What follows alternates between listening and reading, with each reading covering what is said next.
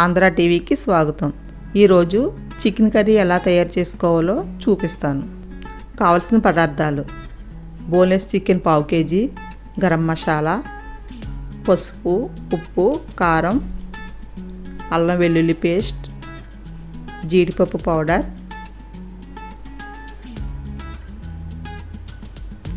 ఉల్లిపాయ ముక్కలు, పచ్చిమిర్చి. ఇప్పుడు స్టవ్ మీద పాన్ పెట్టుకుని ఆయిల్ పోసుకోండి.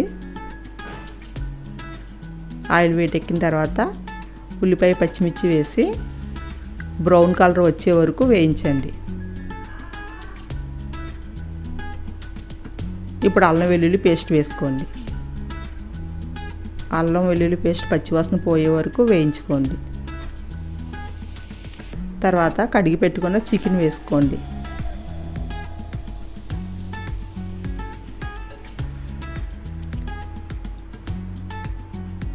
చికెన్ మొత్తం అంతా కలుపుకోండి.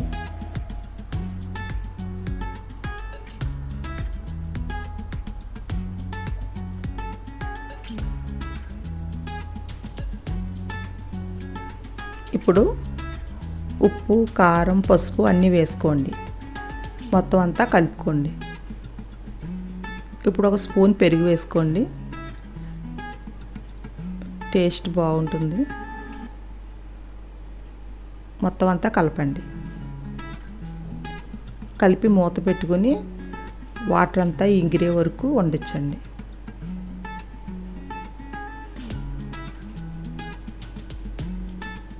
చూడండి, వాటర్ అంతా ఎగిరిపోయింది. ఇప్పుడు జీడిపప్పు పౌడర్, గరం మసాలా వేసి ఒకసారి కలపండి.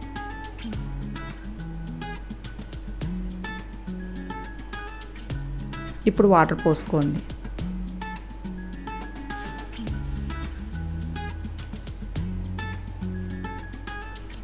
వాటర్ కొద్దిగానే పోసుకోండి.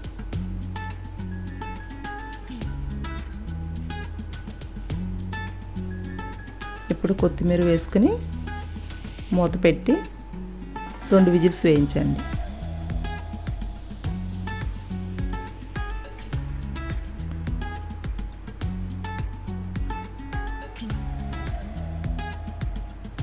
రెండు విజిల్స్ అయిపోయినాయి.